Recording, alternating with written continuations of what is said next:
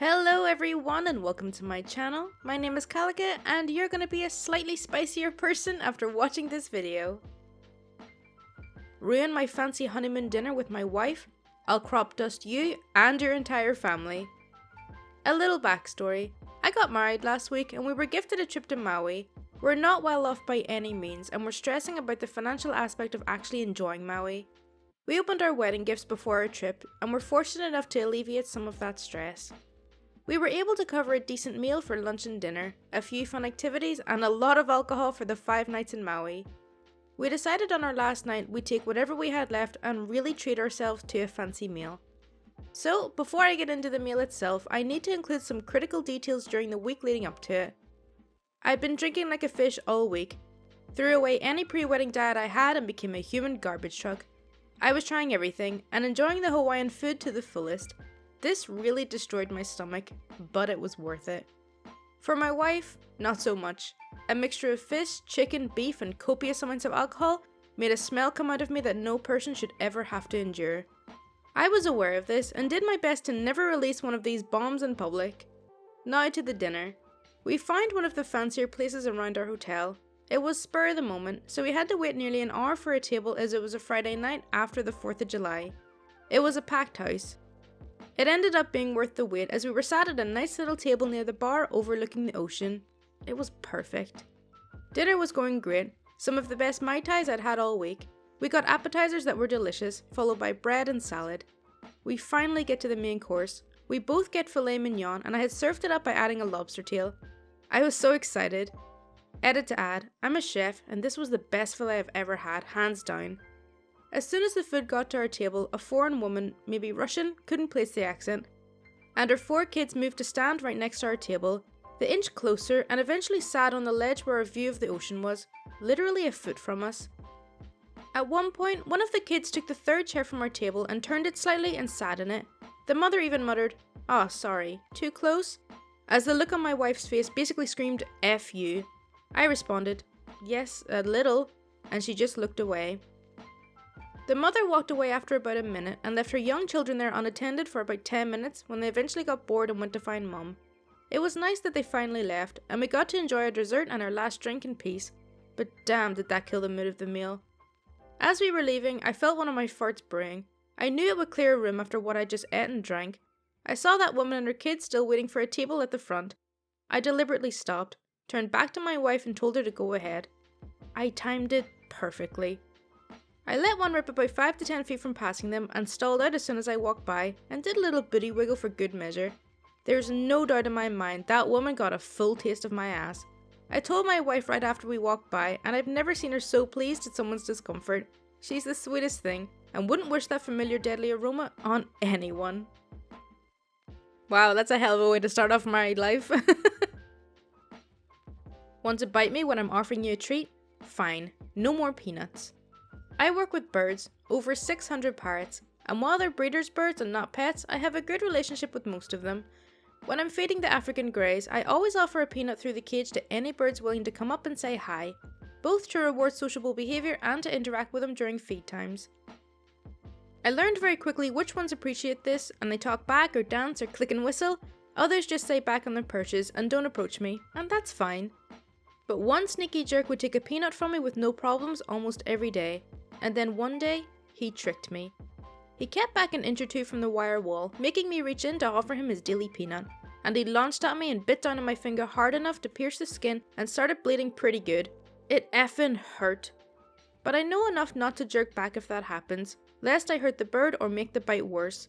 So I hit the cage wall with my other hand hard enough to startle him to let go and fly back to his perch. And then that a-hole started laughing. A full-on parrot cackle. He did that on purpose.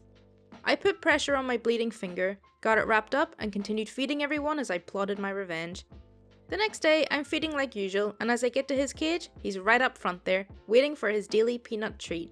So what did I do? I filled his bowl, picked out any peanuts I saw, did not hand feed him his daily peanut treat, and basically ignored him completely. And I just kept doing that. Peanuts are fatty anyway, he'll be just fine without the junk food for a few weeks, but I know he's smart enough to miss it. I think that if he really wanted to up the revenge, he could feed the other birds peanuts and then stand in front of that parrot, eat his peanut, and then just walk on. Enjoy the spam.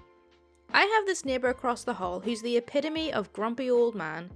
On my very first day of moving in, I was getting furniture delivered. Guys were going up and down, so the apartment door was open. He entered it, without making his presence known whatsoever. You know, knocking, going, hello, things a normal person would do. To bitch at me about a door slammed due to the wind catching it. No greeting, no introducing himself, just a grumpy old man suddenly standing in my apartment bitching at me. Off to a great start. The guy doesn't greet you in the hallway, he won't do the minimum eye contact and small nod when you see him in the streets, and he will complain about anything.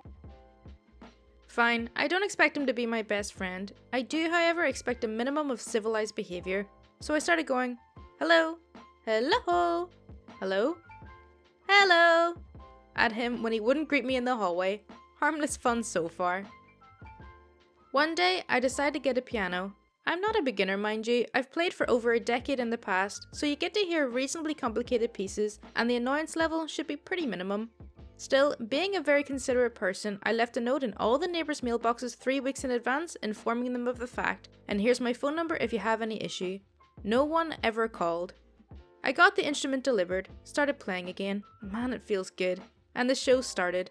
Banging on the walls, slamming doors, complaints to the landlord, but never one word to me. Damn card. From a legal perspective, I'm absolutely untouchable, going over and above what the law requires of me, because I'm a considerate individual. So when the landlord informed me of his complaint, almost asking me what he was supposed to answer him, I thought, okay, let's be the bigger person here. I dropped a note in his mailbox, saying, hey, we've started off on the wrong foot. Let me invite you to a Coke or whatever and we can talk about this. Find a solution that works for both of us. Of course, I never received any answer. And of course, his crappy behaviour continued. So much so that even the neighbours on other floors started talking to me about his wall banging. For some reason, there's a nice neighbour lady whom he seems to be able to talk to, so I asked her to do some diplomatic communication for me. You see, I've been playing with a silencer all this time, so either he knocks it off or I take the silencer out since it has no apparent benefit. She returned a couple of days later. He says it's not him. At the same time, through divine intervention, the banging stopped. Funny how that works, right? So after this last demonstration of cowardice, I decided he should repay me for all his needless annoyance. We get spam every couple of days, flyers and free crappy magazines and whatnot. Normally you take them in with your regular meal and you throw them away. In this case, however, I find it very comfortable to just dump mine in his mailbox. It's so much more practical than having to carry them all the way to my apartment door and trash can. I'm sure he doesn't mind doing that for me. Edit. There seems to be some confusion about that. I'm not an idiot putting mail with my name on it in someone else's mailbox. That would be incredibly stupid. These are the flyers for your pizza place, the unwanted generic TV guides and local newspapers, etc. Imagine moving in, trying to haul all your furniture into your new place, and this grumpy old man shows up about a slamming door. It's not a very good first impression. I'm glad his friend was able to talk him into stopping the banging, and then OP gets the revenge every couple of days. Slacker co-worker gets her comeuppance. I used to work in a warehouse where one other girl and I worked in one area together, except I did all the work while she played on her phone all day, in between occasionally yelling at me for stuff I didn't do. I'd hustled to get the job done, and I cleaned up on recognition from supervisors who saw me hustling. She tried to blow it off when she got busted for slacking, but never did clean up her act. She even occasionally had the nerve to tell me to calm down, because I work fast and she looked bad in comparison just standing there. Eventually, I found another job, but I made a point of not bothering to mention to this girl when my last day was. I knew she was going to be unpleasantly surprised by suddenly having to take over my job the next day, so I set her up to have the worst first day ever. I used up all the good packing tape and left out only the identical looking stuff that tore easily. I hid the good tape gun and left out the identical looking but broken one, and I unhooked the UPS scale. When you unplug the scale, you have to restart the computer, and I changed the password. Resetting the password was a massive headache because IT was terrible and inevitably took a couple of hours to do anything.